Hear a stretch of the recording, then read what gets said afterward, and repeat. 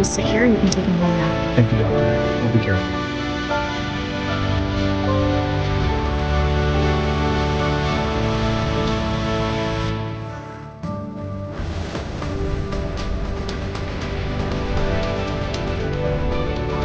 Like to read that. That's